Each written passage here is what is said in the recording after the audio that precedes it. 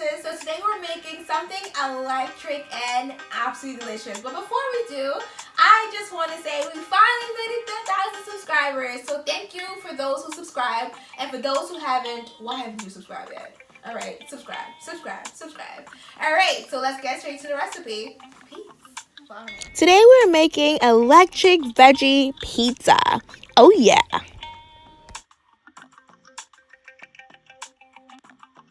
Alright, so the first thing you're going to need to do is make your dough. So to make your dough, you're going to need 3 cups of spelt flour. I got 1 cup in there, 2, and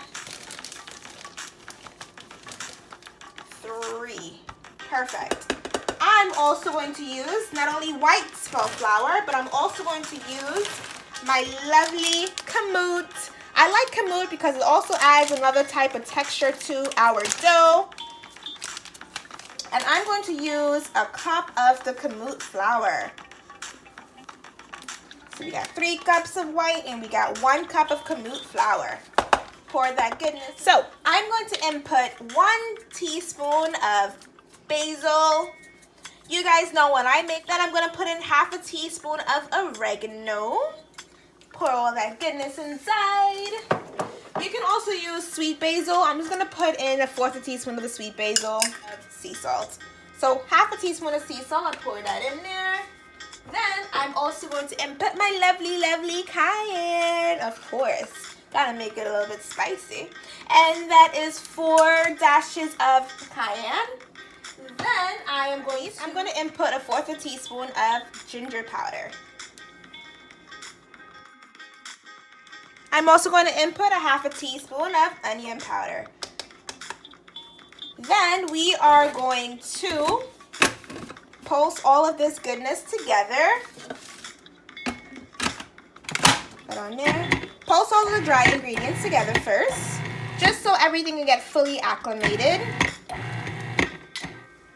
1/2 teaspoon of grapeseed oil. If you want to go oil-free, then just omit this and use aquafaba instead. So I'm going to mix all of this together too. Then we are going to use some nice chilled Perrier water, and this helps our dough to rise. It also helps make it nice and flaky. Make sure it's a brand new Perrier water that you're opening up. So I am going to input, I'm going to start off with 1/3 cup of Perrier water. So press the dough function, turn that on, and you're going to gradually input your Perrier water.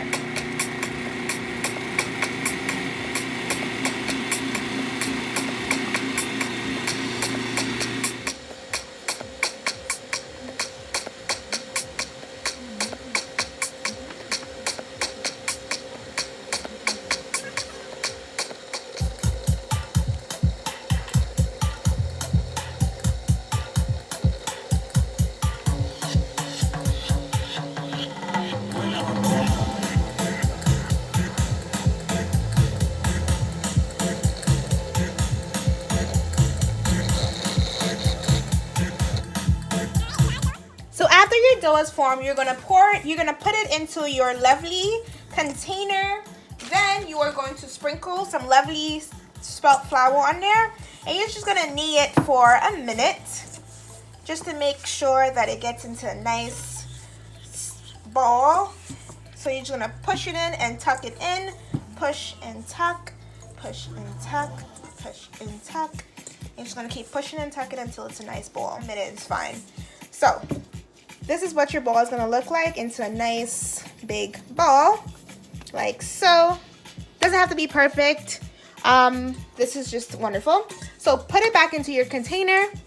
You can put a lovely napkin over it, or put it into a lovely Ziploc container. You're just going to let it sit in the refrigerator for 5 minutes. I'm going to put mine in a lovely Ziploc container. Whoa, if it can fit in, jeez, it's kind of big. All right, perfect. This is a wonderful size for it. So put it in your Ziploc refrigerator for, so I already roasted my tomato sauce. So you can roast your Roma tomatoes for 5 minutes. And the reason why you're roasting your tomato sauce is to get rid of that extra liquid and also enhance the flavor of your tomato sauce. To make your delicious tomato sauce, you're going to input a teaspoon of grapeseed oil, a 1/4 slice of small red onions, 4 basil leaves, 1 red bell pepper, and 4 sun-dried tomato. So pour all that goodness in there. Then you are going to input your lovely roasted tomatoes. Look at how juicy those look. Amazing. So after you've put all your tomatoes in, then you are going to let it saute for 5 minutes. Then you're going to take your immersion blender and then you are going to blend all of this goodness together. Now is the time, if you like, you can add some spices to your lovely tomato sauce, but I chose not to because I absolutely love the taste of the tomato sauce and it is just perfect the way it is. So pulse until it's nice and smooth. You can also use a blender if you like. I just like to use the immersion blender because it makes it nice and thick.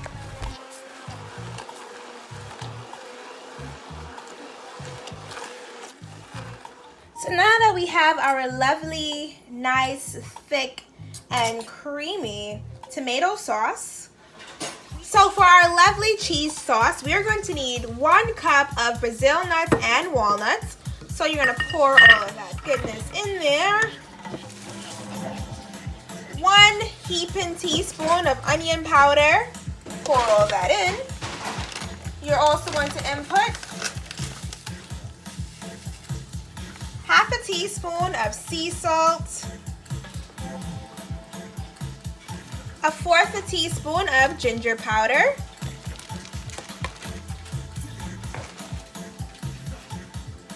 I'm also going to input 4 dashes of cayenne, 1/2 teaspoon of grapeseed oil. You can omit this, that's completely optional. Then we add 1 cup of spring water. Depending on the consistency you like your cheese sauce, you can add more or less. So I like mine to be nice and thick, so 1 cup is perfect for me. I'm also going to input 1/4 teaspoon of hemp seeds, or you can use hemp seeds milk. You're also going to add a juice of 1 key lime. Squeeze all that goodness in there. And then you're going to blend everything up.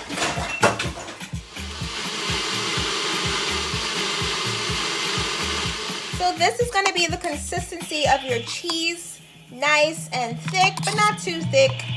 This is just perfect. Look at how creamy this is. So your dough is nice and rusted, so you're going to sprinkle generously flour your surface. And of course, you're going to flour your rolling pin as well. You're going to add your lovely, amazing dough. You're also going to sprinkle some flour on your dough as well. Alright. This is feeling amazing, guys. Wow. Oh my. So I'm just patting down the dough before I roll it out. Really just playing around with it. Alright. So then you're going to get your rolling pin. Roll your dough. And then you constantly flip your dough just to make sure it's not sticking on the surface.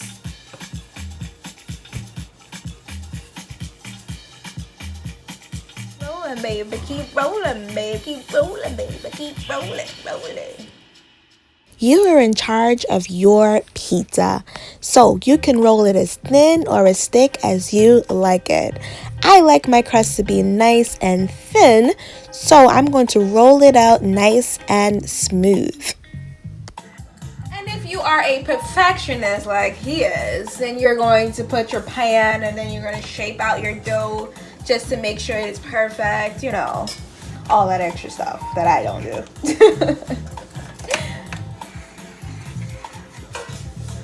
All right, now you got a perfectly shaped dough.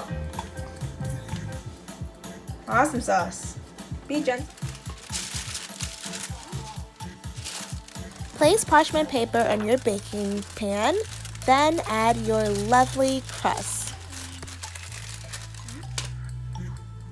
Then you're going to add the extra dough along the border of your crust.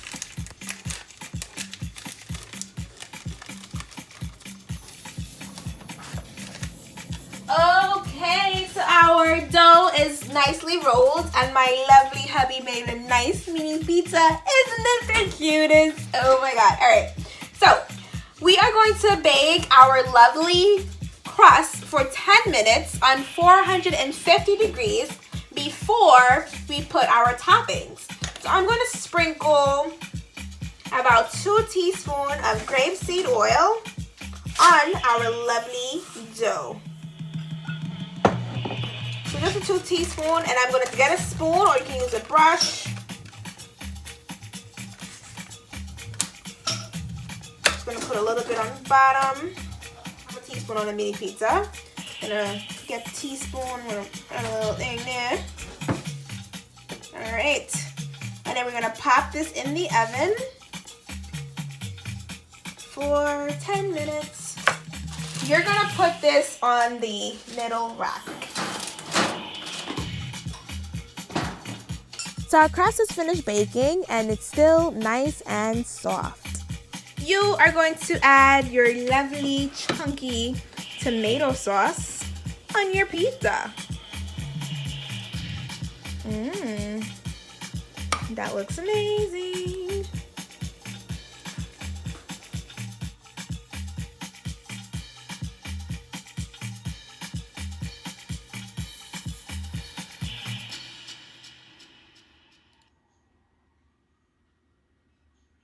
Okay, so to get the nice crispy mushroom chips, you are going to put just a teaspoon of grapeseed oil in your pan, like so. And then you are going to gently place your mushrooms. The reason why you are sauteing your mushroom is just to get rid of all that extra liquid. You don't want to have a soggy pizza, so this step is crucial. So the trick of getting it crispy is not turning it right away. As soon as you input it into the pot, let it cook for 1 minute, and then you are going to flip it. Now it's time to flip your mushroom chips. So flip that goodness, and if you look really close, you'll see the lovely color that it's developing.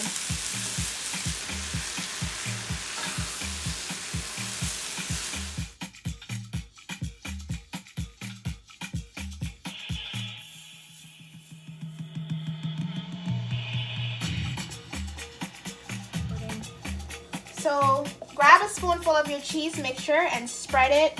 Try to gently spread it on your pizza. It's okay if it gets combined, but try your best to keep it as separate as possible.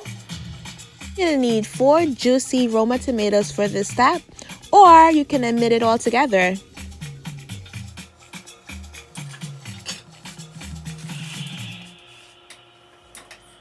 Going to add your lovely crispy mushroom chips.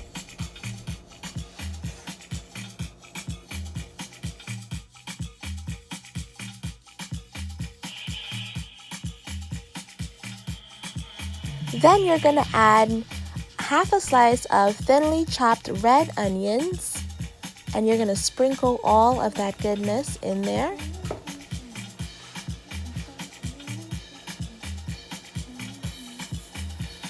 Adding my bell peppers as well.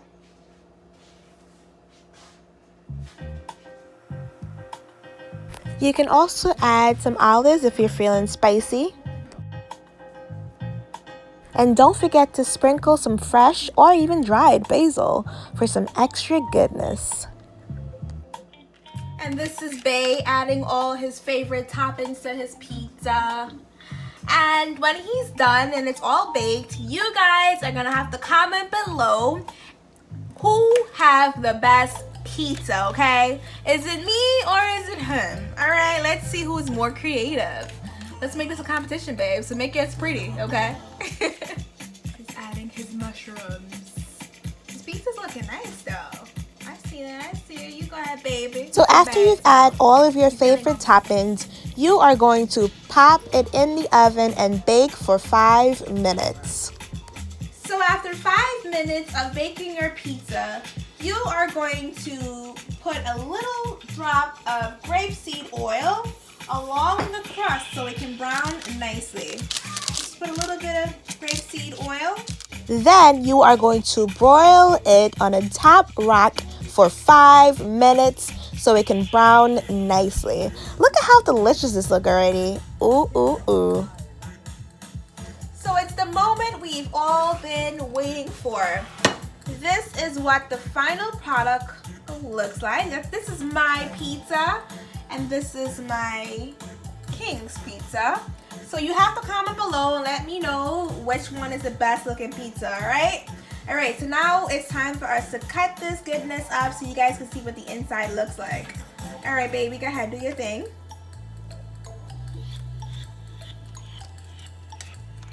So this is what your pizza would look like. This is the side of the crust. Oh my God. This looks absolutely amazing, guys. I cannot wait to try this goodness. This is literally a work of art. You guys have got to try this dope recipe. Thank you guys so much for stopping by at Nella's Kitchen. Don't forget to like, comment, and subscribe. Peace.